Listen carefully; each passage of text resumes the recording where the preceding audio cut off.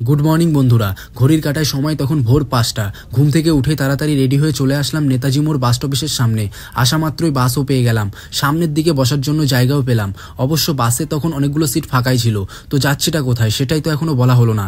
বন্ধুরা, আমি যাচ্ছি বহরমপুর, আর সেখানে গিয়ে কোথায় কোথায় ঘুরলাম সবটাই তোমাদের সঙ্গে শেয়ার করব। 10টা 40-এ পৌঁছে গেলাম বহরমপুর বাস স্ট্যান্ডে। বহরমপুর সত্যি খুব সুন্দর গোছানো একটি শহর। তো বাস স্ট্যান্ড থেকে টোটো বা অটো ধরে নিমতলা বাস স্টপেজ পেরিয়ে ডান দিকে যে রাস্তা চলে গেছে সেটাই কাশিমবাজারের রাস্তা। কাশিমবাজার মানেই ঐতিহাসিক প্রাচীনতম একটি শহর।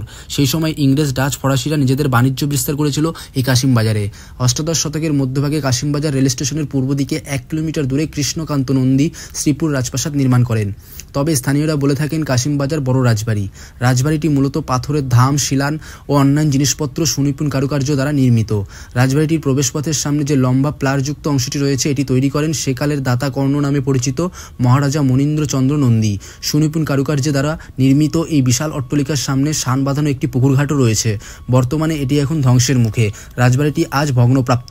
সময়ের করাল গ্রাসের ছাপ রাজবাড়িটির প্রতিটি কোণায় দেখা যাচ্ছে, কিন্তু এখনও এই রাজপ্রাসাদটি নীরবে বয়ে বেড়াচ্ছে সেই পুরনো দিনের রাজকীয় ঐতিহ্য। রাজবাড়িটি এখন জরাজীর্ণ মলিন বদন ও ভগ্ন হৃদয় নিয়ে দাঁড়িয়ে রয়েছে। সেই সঙ্গে অদৃশ্য হয়ে গিয়েছে অতীতের সেই সৌন্দর্য, হারিয়ে গেছে তার অভিজাত্য অলুস।